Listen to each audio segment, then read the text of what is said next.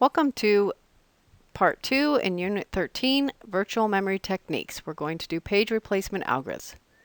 So let's just take a look at this graph that the number of page faults, when you increase the number of frames, then you're going to decrease the number of page faults, but eventually you can give more frames and it's not going to really make a difference in the number of page faults.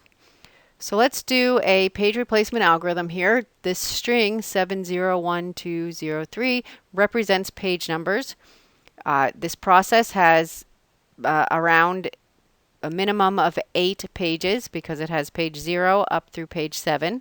And what this exercise we're doing right here, we are giving it 3 frames. So it has local page replacement and demand paging. So we're going to only load the page into a frame when it is demanded. So let's get started with the exercise. This algorithm is called FIFO page replacement. That means we're going to replace the first in, first out. So right away we have page 7, and any time that you have to replace a page, you have a page fault. And what we're going to be doing here is counting the number of page faults. So we have page 7 is in a frame, so we have 1 page fault. And now we load page 0 into a frame, and that's another page fault. So remember, since this is on demand paging, meaning the frames are empty, even when you first load a page into a frame, not even when you're selecting a victim, you will have a page fault. So we have 3 page faults right in the beginning. Now we need page 2, and we need to select a victim page to replace. We're going to use the first page that was loaded into the frame, so we're going to replace page 7. And that's what this is, first in, first out. Now we need page 0, so we're not going to, at this time we need page 0, so we're not going, it's already in a frame, so we're just going to reference page 0. Now we need page 3, so once again we're doing first in, first out, and we will replace page 0. Now we need page 0 again, so we're going to replace page 1. And now again, this is first in, first out. It's just a queue. You take the one that got in there first and you replace that one. And now we need page 4. So out of those pages that are in frames 2, 3, and 0, we're going to replace the first in, first out, which is page 2.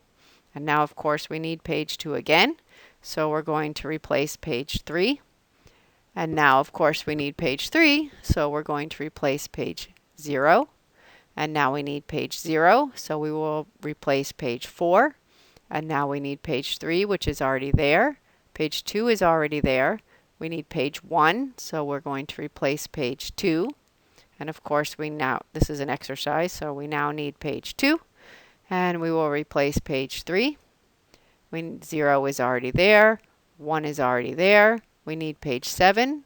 So we will be replacing page 0. We need page 0, so we will replace page 1. And we need page 1, so we will replace page 2. So after this exercise is done, we have in our frames page 7, page 0, and page 1.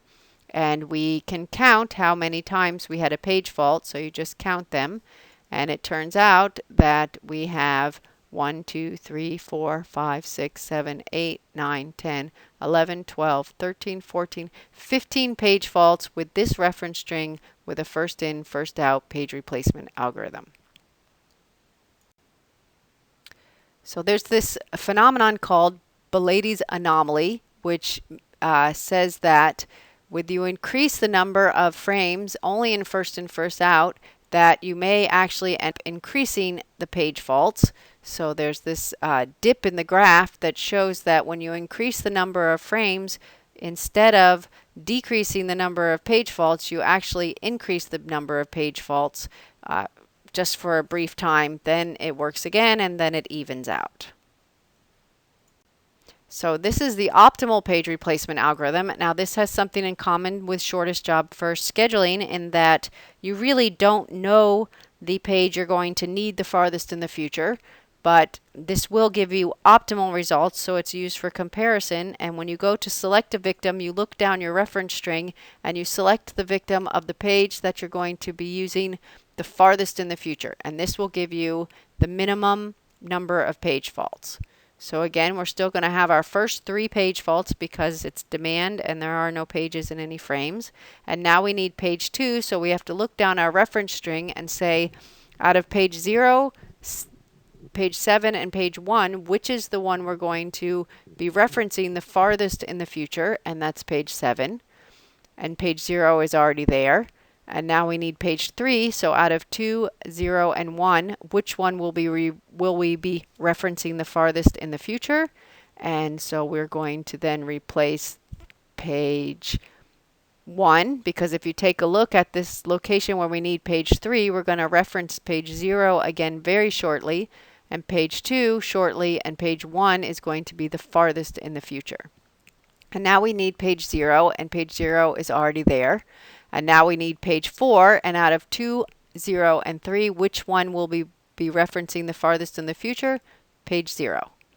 And page 2 is already there, page 3 is already there, and now we need page 0, so we're going to have to replace, out of 2, 4, and 3, we're going to replace page 4 but we don't even see page 4 at all in the future.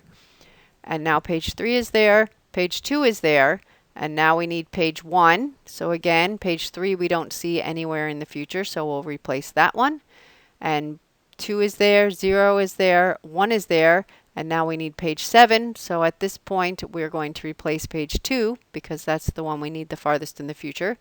And so you can look, and now 0 and 1 are there, and then you can count how many page faults. And with the first in, first out, we had 15, and with this one, we have 1, 2, 3, 4, 5, 6, 7, 8, 9. So you can see that the optimal page replacement algorithm has given a much better result than the first in, first out. Moving on, we will get to the least recently used. And we will do the least recently used in the next video, and we will also do the second chance algorithm in the next video.